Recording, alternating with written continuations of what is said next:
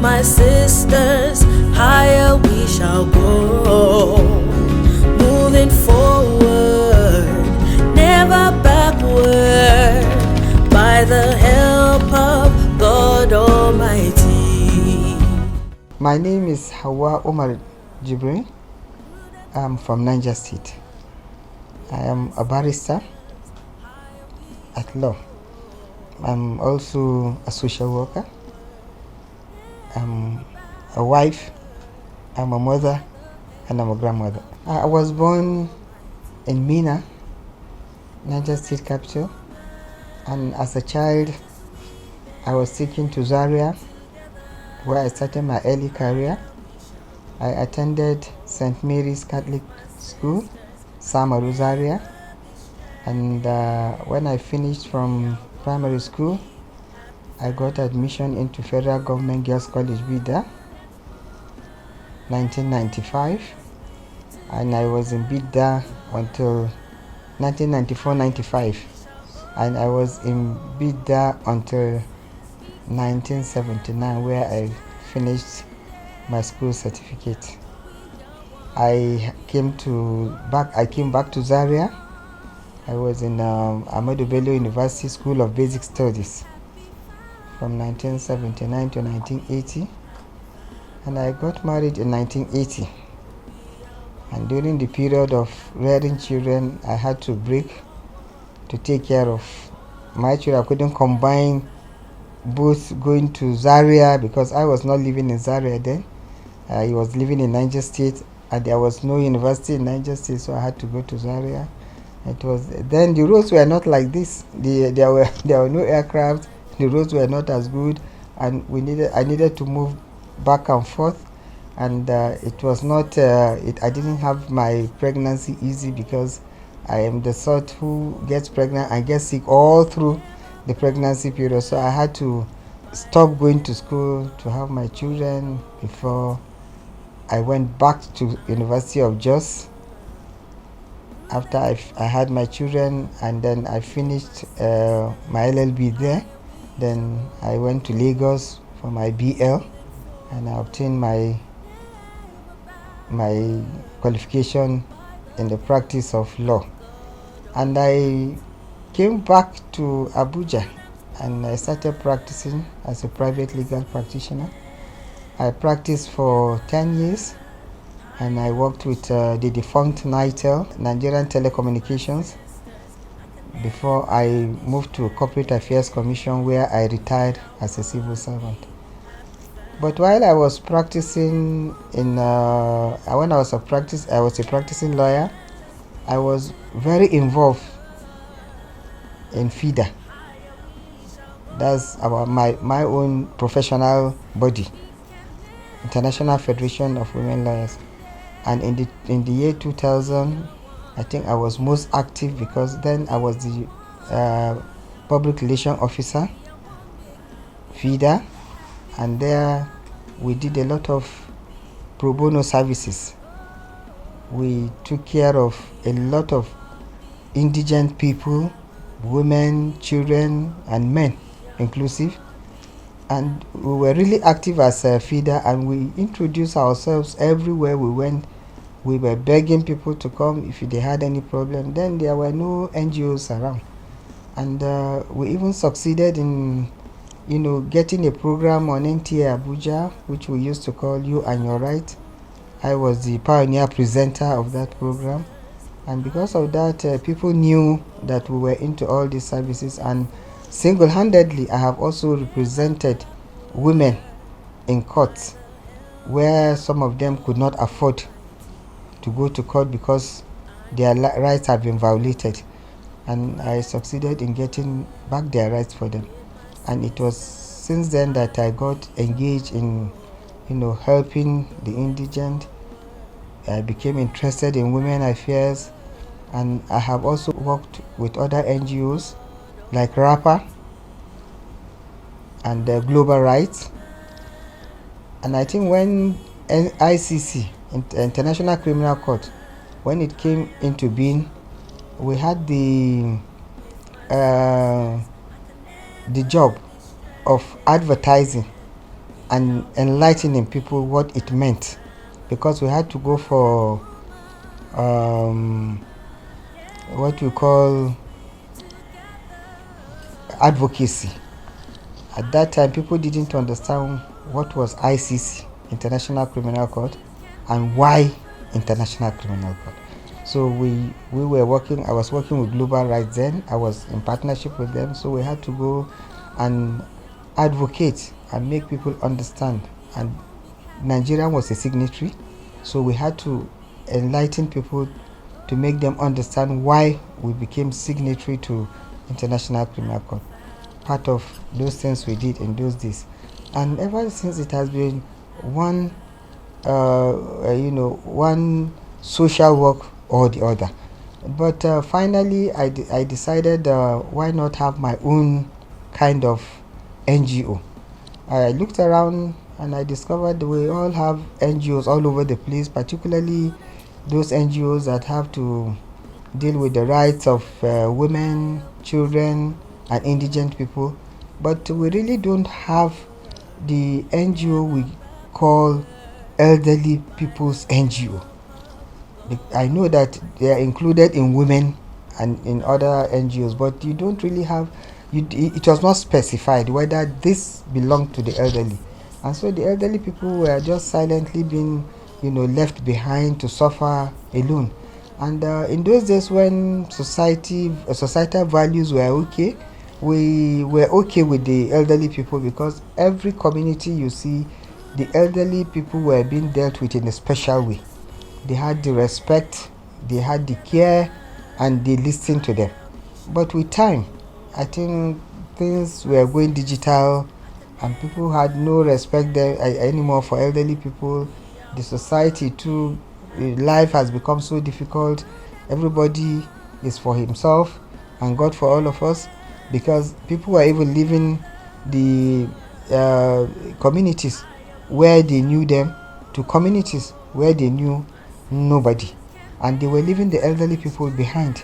So by so doing, you find that the population of the elderly people were just clustered in just one place, while the stronger people, the younger people, are gone and they are left to cater for themselves. And sometimes they just age and die in silence, because nobody cares about them, nobody says anything to them. So I decided to come up with this NGO where their voices will be heard. I will remind the youth and remind the world that elderly people still need to be taken care of. We don't throw them away when they are old. We still want them around. We still want to see what they can do for us before they leave the world. So let's do something for them. Let's also be there for them, because we are also going to get old. No matter how many children you have, they are not going to live with you forever.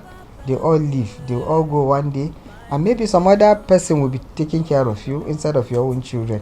And that's why I came up with the idea of this the Paul's Old People's Home.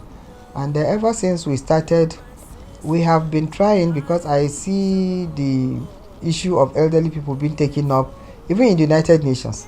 They now have section for elderly people, and here in Abuja also I hear people talk about it. But before then, I think everybody was silent about the elderly. Nobody cares whether the elderly people were around or not. But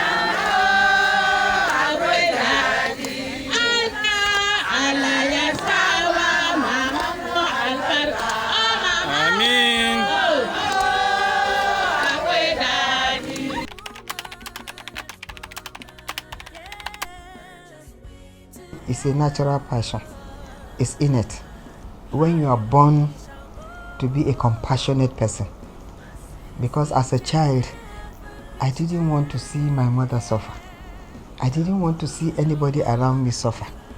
I don't. If you ask my husband, I don't like to see somebody in pain. Even if I'm watching some of these things on the social media and it gets to where I see somebody is crying, I just switch it off, because I hate to see somebody in pain. And because of that, I make effort anywhere I find myself to give, to help, to make sure that person doesn't cry out, not to see blood. I don't want to see somebody sick, somebody weak, somebody who cannot do anything. So in an attempt to do that, anytime you show me that sign of looking as if you're suffering, as if something is wrong, it just touches my heart. And ask myself, what can I do?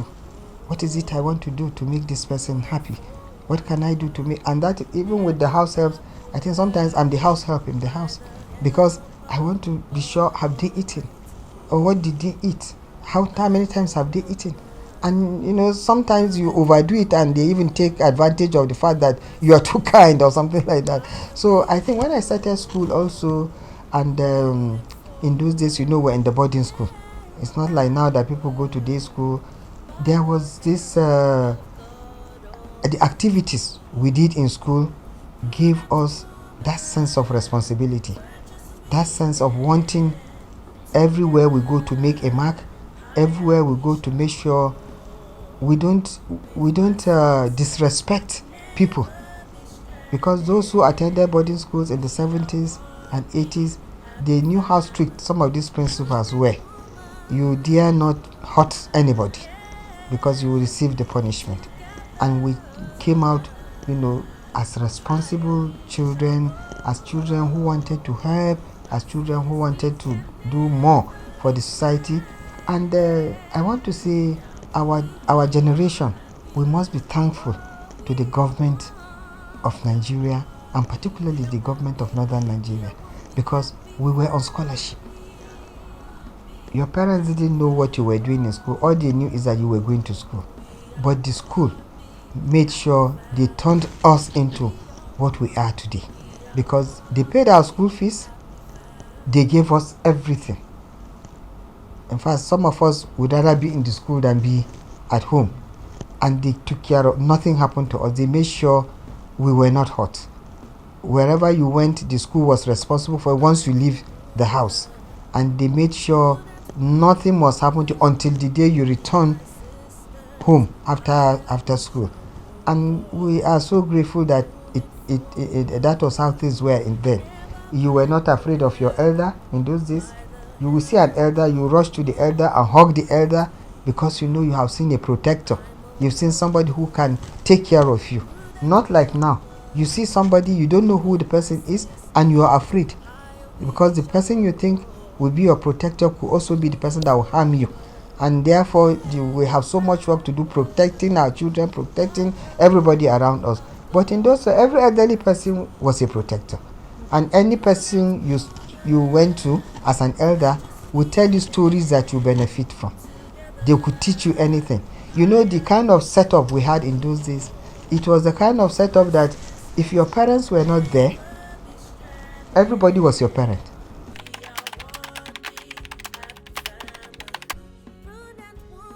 I think first of all, the determination. What do you want to be?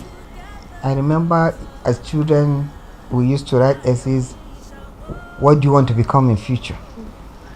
And as you go along, if you're focused, you continue to see your classmates and you compete with them. This one wants to be a doctor, this one wants to be an engineer, this one wants to be an architect.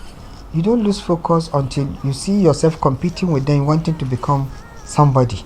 So if along the way you face a challenge and you find that person you were together with who wanted to be somebody has gone ahead of you, becoming somebody, you say, no, I'm still going to be.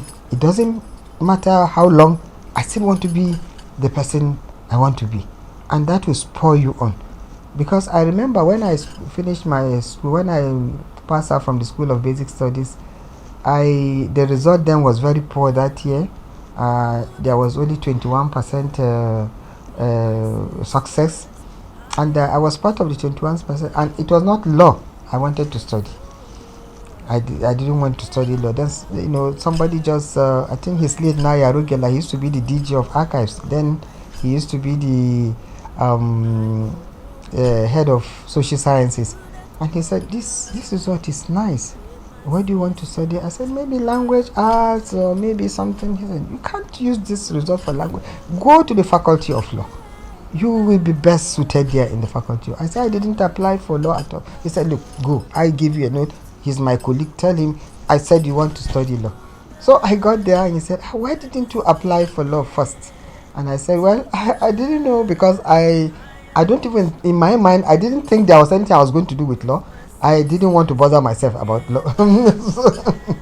So he said, okay, this is good, and I promise you I will give you admission the following year. And that was how the following year I got admission to the Faculty of Law. And I think basically it was my attitude to life, my, my outspokenness, and my wanting to, when there's any topic, I just want to be there, and I just want to see it the way I see it, and I want to say it the way I'm saying it. And some other people will just say, look, you are best suited for, you can just be a lawyer for all we care, because you like to argue, you like to say and that was how I found myself studying law. And I also came out of the law profession successfully after my LLB and BL. I also started practicing as a private legal practitioner, and somebody said, please, can you be a magistrate somewhere? I said, no, I don't want to be a magistrate. I just want to move around. I don't want to be seated somewhere for too long, writing for too long. I want to move. I want to see, something like that. That was the attitude I had that brought me to what I'm doing now. I would have as well been a judge somewhere today, or maybe I would have been in a profession that is strictly legal, where I can just, bury myself in books and in some other things. But I feel, even though I'm a lawyer, I want to see places, I want to do things, I want to understand people, I want to see how the society is moving, not just, writing judgment, being, people's quoting, it was the judgment of Hauwa that gave you this. No. I want to be there for people. When there's anything wrong, I should be right there to say this is wrong, and let my voice be heard. And so that was how I find myself doing things for, pro bono things, NGO. If you come to me as a woman and you say, oh, this man, he's always been hitting me, and I've asked him to stop, and he's giving me so much stress. Who is he? Okay, let's go, and I get back your right for you. I will go to court and tell the judge, I said, this man, he's not been kind to this woman, and she's been kind to him, and it's like he's violating her right. So what do? We ask the woman, do you want to continue? Do you want to stay? Who is the man? Bring him. Because sometimes the judges say, bring him. Then they ask, do you still want to be married to this woman, or you want to let her go? So that you don't keep on, violating her rights. If they agree, they stay, and they stay in peace. If they don't agree, then she goes and then finds her own place somewhere. He finds his own woman somewhere. And so these things excite me. It's not just sitting in one place and doing just one thing and not knowing what is happening. Because judgment is about what somebody has told you. But being there for somebody is like you are happy that you were there when it happened, and you took action, and that action has translated into something good. And that is it.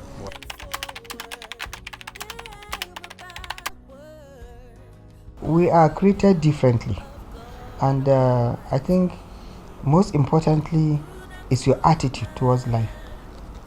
If you are hyperactive, if you want to do a lot of things, you don't want to be told, you want to do everything yourself, then, and if God spares your life and gives you that good health, because we should not overlook good health. Some women want to do it, but they don't have the energy, and they are not healthy enough.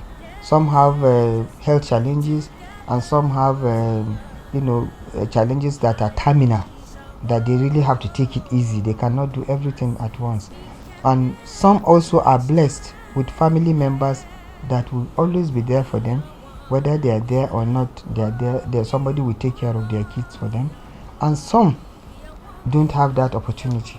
You find that your husband has come to a place where you don't have relatives, and it's not even easy bringing any relative to you, so you rely on house help. Where you have that kind of challenge is maybe the time you say, okay, let me watch while my children get to a point where they can go to school, because taking them from the school and back home, I know the time, and I also make time that I'll be around with them. But when they are very little, like toddlers, you need to leave your children at home with a stranger, with somebody who you are not sure of, it's a very dicey period. Because whatever they pick, the attitude or the character they pick at that point, is difficult to change them. And you know, children too, you find they are small, but they are also good at hiding a lot of things. A nanny will do something and tell them, don't tell mommy, don't let mommy hear about this, and they will be good at hiding these things.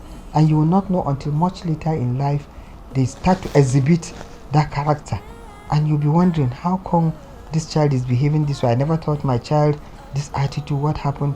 But the child picked it from the nanny you used to leave them with. But once they have grown to like a school age, some will say, mommy, this person told me to do this today, but I know you said we shouldn't do this. And from there you start taking charge and start monitoring whoever is doing that. It's either you tell you go and give a warning to that, or you let them, you separate them from that person, and from there you begin to build your own children the way you want them to grow. And you also need to be sure that your home is not abandoned. There are things, of course, we cannot do when we are with our husbands and our children. Your husband cannot be traveling and you are traveling also. You only have the time to do that when they are gone. Like my husband and I now, we travel anytime we want to travel because everybody is gone and they just come to visit and go. But in those days, you just have to be with them. You allow him to do the traveling because you need to take care of the children. Some women will say, they are cheating you. Why would you allow such a thing? Oh, he's going about doing whatever he wants. All this will come to pass because you must sacrifice. The word sacrifice must be in your life. And you don't leave everything completely. Don't say, I'm not doing anything because I'm rearing children and I want them to grow. Even when you are not doing what you want, you must be doing something. Maybe at that time you feel working online, or maybe doing some kind of trade within the house will just get you income, will also take care of some of your needs as a woman. Then you just manage. Sometimes it's not what we want to do that we do when we're having children. Our careers change. You might be intending to be somebody, a pilot or whatever. As soon as you get married, you start having children, you know that that's not possible anymore. So you do what you think is possible within the environment and within the time. If they grow up and go and you still see you are strong enough, the age is still there for you, then you still, that thing you still want to do, you can go ahead and do it. And that is how it is with managing the home and managing your children and whatever thing you are doing. Some women are traders in the house now, not because they want to be, not because they want to buy and sell it. They are only doing it because it will earn them some money. They are doing something while their children are growing in front of them. They are not allowing the children go astray, and they are still earning something so that they don't quarrel with their husbands, because you don't depend on your husband to do everything for you. He has his own responsibilities, you have yours. He might be rich, he might be poor, but whatever it is, if you have something that you are doing, it will also go a long way in balancing the life at home. And it will also earn you respect, and it will also give you peace. Yeah? So women shouldn't just say, I'm having children, I don't want to do anything. You must do something, but just that you might not do what you want to do. It's just like the school that I did not. I was doing something, not that I was not doing, but at the time I knew I was going to go back to school again, I knew I was going back to school with a little bit of a peace in my mind, because I would not be thinking that, oh, that child is sleeping, I forgot about him in the room. They were going to school, so I know that they'll be in school, and they can phone you and tell you something has gone wrong, and you can also be there for them when the time comes. But when they are really toddlers, they need you, and they need only you, because the nannies you have, even relatives now, you cannot trust. But at least when you have your blood relative, you can just be a little bit comfortable that somebody is there. But the truth is that as a mother, you need that foundation for them. When they get that foundation, they will not derail, because they will tell you. And when they learn to discuss with you all the time, you are there as a friend. Apart from a mother, you're there as a friend. Everything that happens, they run to you. They say, mommy, this has happened. You give them one or two advice. When you are not there, they will also want to tell you the things that happened when you were not there. Because if you don't engage them like that, once they grow up, that connection is not there. They don't know how to gist with you. They don't tell stories. When they have their story, they tell it to somebody else. And when they want to tell somebody what has happened, they look for another person, maybe a friend. they tell their friend instead of telling their mother. Because I know of a woman, when we're working in Corporate Affairs Commission, they have small kids, and every time they tell me they're in the hospital, something has gone wrong. I said, are you sure your nannies are taking care of them properly? No, yes, she came, she's good, they like her, blah blah blah. Only for them to discover that sometimes these children, they get injured and it's not reported. They don't know, and the nanny does not report. One woman had to be in a Nissan Premier for more than 3 weeks because the child kept crying without stopping. By the time they got there, they discovered he had broken femur. The child would cry in the night. When they touch it, the child would scream. It had broken and started bringing out a pulse because they didn't know what was wrong. No, he fell from the bed, and the nanny did not report that one. And they kept on thinking he was just being troublesome. So the woman resigned at a point and stayed with her children, and she said, Haja, you know what? Sometimes I cry. When they come back from school, they run and embrace me. They come to the kitchen and they say, Mommy, what have you cooked for us today? And they tell me stories. And then I was wondering, who were they telling these stories to when I was not there? How were they behaving when I was not there? I said, that is why I said, give them a little time. You can do any other thing within the house, give them a little time. Then after some time, you can go back and do whatever you want to do.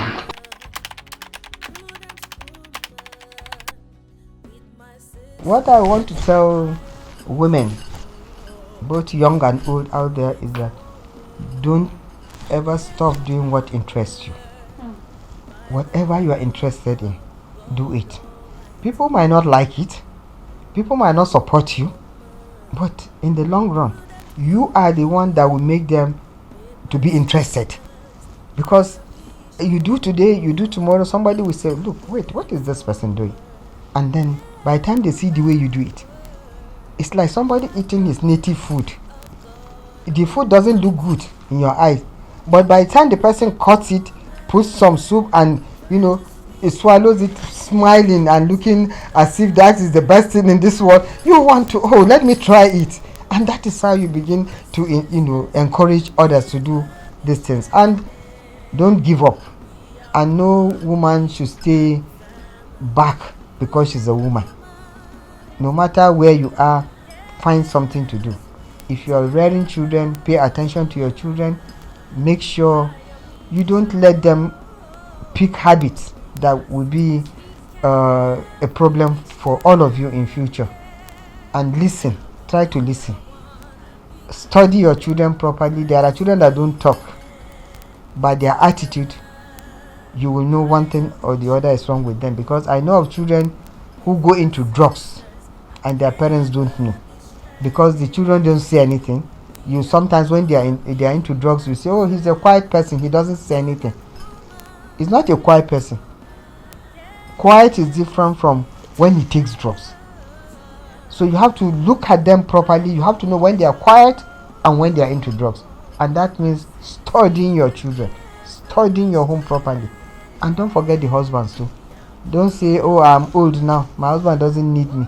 He needs you just like he needed you in the beginning. We are one big happy family. We are one big happy family. Oh, we are one big happy family. We are one big happy family.